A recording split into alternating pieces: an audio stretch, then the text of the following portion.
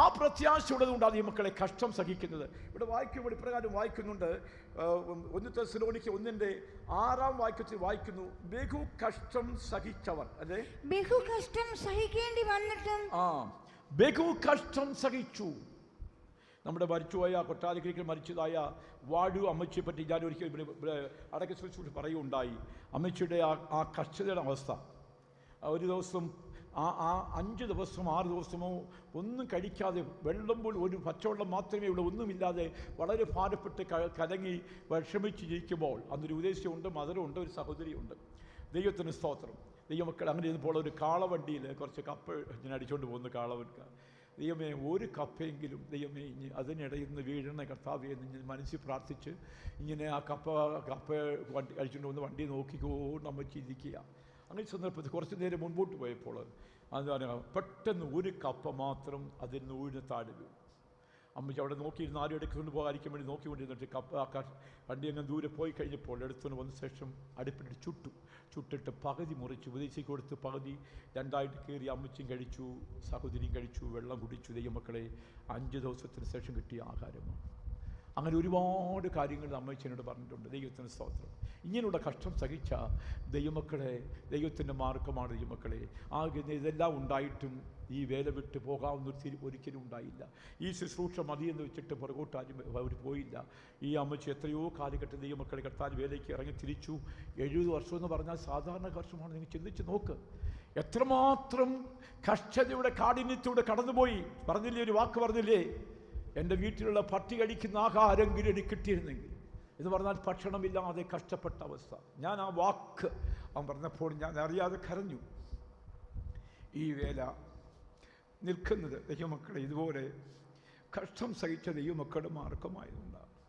ഞാൻ എപ്പോഴും തനിയിരുന്ന് കരയാറുണ്ട്.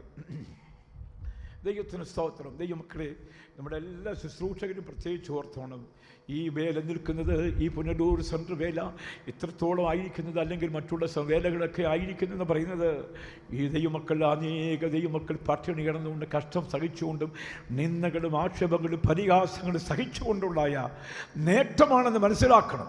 ഒരിക്കലും മറക്കരുത്. വിശ്വാസികളെ, നിങ്ങളിപ്പോൾ നോക്കുമ്പോൾ എല്ലാം ഉണ്ട്, എല്ലാ അനുഭവങ്ങളുണ്ട്. എന്നാൽ ഇപ്പോൾ കൺവെൻഷൻ പണ്ട് ഞാൻ കൊണ്ടൊരു വിശ്വാസി ഒരിക്കൽ പറയുകയുണ്ടായി, കൊട്ടാരക്കര കൺവെൻഷന് വരുമ്പോൾ അന്ന് പുല്ല് നിറഞ്ഞ സ്ഥലമാണ് കൺവെൻഷൻ ഗ്രൗണ്ട്. അതിൽ നിന്ന് എന്താണ് കൂവയുടെ ഇല എടുത്തിട്ട് ഈർക്കിലുകൊണ്ട് രണ്ടെണ്ണം ഉച്ചതിന് ശേഷം ആ പുല്ലിന് മുകളിലോട്ട് ഇടുമ്പോൾ 2 കഷണം കപ്പ കാണും, വലുതായിട്ട് ഞെരുക്കിയത്. ഒരു കൈയുടെ ചോറ് പോലും കാണിയല്ല. കറി എന്താണെന്നറിയാമോ? മുളക് ഉടച്ചതാണ്. മീനില്ല, ഇറച്ചിയില്ല, മുട്ടയില്ല, ഒന്നുമില്ല. ഇത് നമ്മുടെ മുമ്പിൽ ഈ ആഹാരം വരുമ്പോൾ, ഇന്ന് നമുക്കൊന്നും ഒരു കൈ കൊണ്ട് വാരാനില്ല.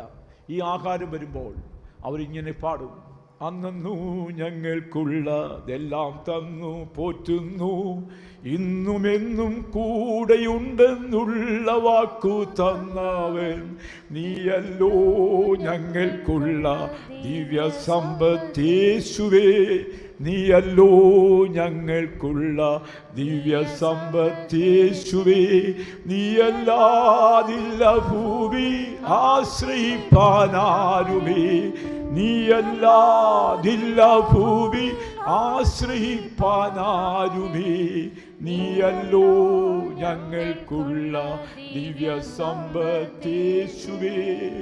ഹല്ലേലൂയാ. എല്ലാവരും പാടി ആത്മാവിൽ സന്തോഷിക്കുന്ന ഈ മക്കളെ, ഇന്ന് നമുക്കെല്ലാം സുഭിക്ഷമാണ്. എങ്കിലും പുറവെറുത്തു കൊണ്ടുപോകും. ഇത് കഴിഞ്ഞ ശേഷം ഒരു മീറ്റിങ്ങിന് അവിടെ ഇരിക്കാനോ ഒന്ന് കൂടിയിരുന്ന് പ്രാർത്ഥിക്കാനോ ആരുമില്ല. ഇന്നെല്ലാം അന്നരേ തിരിഞ്ഞു പോവുകയാണ്. പണ്ടങ്ങനെയല്ല ഈ മക്കളെ. ഇത് കഴിച്ചിട്ട് വിശപ്പടങ്ങാൻ പോലും കാണില്ല. എങ്കിലും വളരെ തൃപ്തിയായി കഴിച്ചിട്ട് അവിടെ നിന്ന് സന്തോഷിച്ച് ആത്മാവിൽ ആരാധിക്കും, കൂടിയിരുന്ന് പ്രാർത്ഥിക്കും. ഞാൻ എൻ്റെ കണ്ണുകൊണ്ട് കണ്ടതാണ്. 10 പേര് 5 പേര് 2 പേര് 10 പേര് 20 പേര് ഇങ്ങനെ വട്ടമായിരുന്ന് പാട്ട് പാടും. ആത്മാവിൽ നിറഞ്ഞു ആ കൺവെൻഷൻ്റെ അനുഗ്രഹത്തിന് വേണ്ടി പ്രാർത്ഥിക്കും. ഇന്നങ്ങനെ പ്രാർത്ഥിക്കാൻ ഒരൊറ്റ വ്യക്തി പോലും ഞാൻ കാണുന്നില്ല. ദൈവമക്കളെ, കർത്താവ് വേലക്കാരെ, ശുശ്രൂഷകരെ, ഇനിയുള്ള കാലഘട്ടം അങ്ങനെ ആകട്ടെ. സമയം ലഭിക്കുമ്പോൾ 10 പേര് 4 സഹോദരന്മാർ കൂടിയിരുന്ന് ദൈവത്തിൻ്റെ സഭയ്ക്ക് വേണ്ടി, നമ്മുടെ വിശുദ്ധീകരണത്തിന് വേണ്ടി, ഈ കർത്താവിൻ്റെ വരവിൽ എടുക്കപ്പെടുവാൻ, ശുശ്രൂഷരാരും പിന്മാറിപ്പോകാതിരിപ്പാൻ, ജനങ്ങളെല്ലാം കൃപയിൽ സൂക്ഷിക്കുവാൻ, വേലയുടെ അതിൽ വിശാലമായി തീരുവാൻ, വേല ഉയരുവാൻ ദൈവമക്കളെ പ്രാർത്ഥിക്കേണ്ട ഒരു കാലഘട്ടമാണ്. ഇന്നത്തെ കാലഘട്ടത്തിൽ പ്രാർത്ഥനയാണെന്ന് കുറഞ്ഞു പോയിരിക്കുന്ന അവസ്ഥയാണ്. നമുക്ക് ദൈവസന്നി പ്രാർത്ഥിക്കാം ദൈവമക്കളെ. ഇത്രയെല്ലാം കഷ്ടതയും പ്രയാസവും ഉണ്ടാകുമ്പോൾ ഞാൻ എൻ്റെ കണ്ണുകൊണ്ട് കണ്ട ഒരു കാര്യം ഞാൻ ഓർക്കുന്നു. ഒരു വിസിറ്റിങ് പോയിട്ട് ഒരു പിതാവ്, ഒരു പാസ്റ്റർ ഇങ്ങനെ പോയിട്ട് എല്ലാം കറങ്ങി വരികയാണ്. വരുമ്പോൾ ഒന്നും കിട്ടിയില്ല, ഭക്ഷണം ഒന്നും കിട്ടിയില്ല. പോയി വഴിക്ക് കിലോമീറ്റർ കഴിഞ്ഞിട്ട് മടങ്ങി വരുമ്പോൾ തിരിച്ചു വരുമ്പോൾ ഇവിടെ ഒന്നുമില്ല. താൻ ചെയ്തെന്തറിയാമോ? ഒരു പില്ലോ എടുത്ത് വയറ്റത്തോട് വെച്ചിട്ട് ശേഷം വീടങ്കാലിൽ നിന്ന് കവന്ന് കിടന്നു. ദൈവത്തിന് കരയാൻ തുടങ്ങി. ദൈവമക്കളെ, എന്നിട്ട് ആ പ്രാർത്ഥന അവർ മുടക്കില്ല.